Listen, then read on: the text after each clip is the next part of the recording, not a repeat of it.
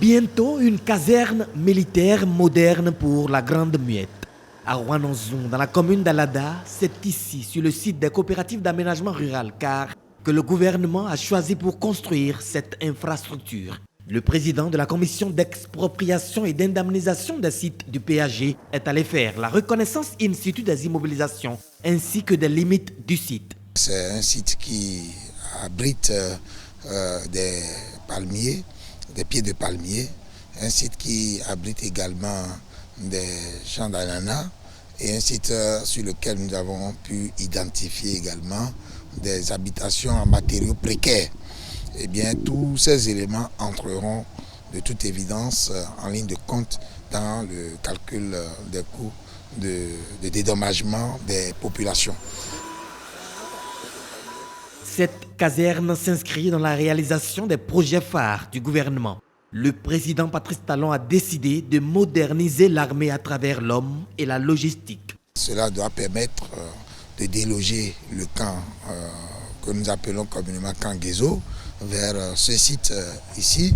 Et comme nous avions pu le constater, il s'agit des travaux qui se déroulent selon les normes et les exigences modernes.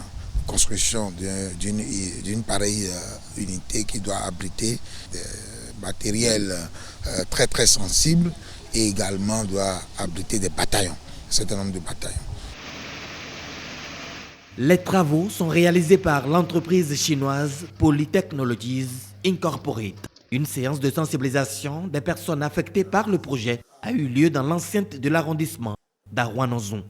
Mais une propriété terrienne là, le fier nous on gégé ton mais les ça nous les. Mais quoi ouais, on dédommagé à le propriétaire terrien là. Mais dondo nous on dit là et bon faut nous coopérateur des y kumban do final. Est-ce que responsable de la coopérative le dit là et coopérateur gandi des finales combien? Bon ma au câble dimbo e ka seme de bulu de bo vi nyetra la. A fo dagweri wo mizine mais ni do ko wa ron mi malon gbedeni ko ni bon coopérative audio. Sur le principe, nous disposons déjà des éléments nécessaires pour pouvoir parachever le travail sur les 100 hectares. Et que comme nous venons de procéder au lancement des enquêtes de Komodo et Onkomodo, qu'elles ont, ces populations, encore l'opportunité d'aller faire mentionner leurs doléances et requêtes dans les registres et les cahiers qui sont ouverts. Et la commission, elle est prête à les prendre en compte après une étude et éventuellement une descente sur le terrain. On était avec eux depuis le début, le commencement du projet. Donc tout ce qu'ils viennent de dire, bon, ils avaient des inquiétudes, mais aujourd'hui je ne pense plus que les inquiétudes sont les mêmes. Ils ont cru aujourd'hui à la bonne foi de notre président et puis à son gouvernement. Ils ont cru. Vous les avez entendus. Il n'y a pas eu de réaction, il n'y a pas eu de contestation, vous avez vu, non? Donc je pense que tout ira bien. Dès ce lundi, la liste des personnes concernées par le projet sera affichée et peut être consultée dans l'arrondissement.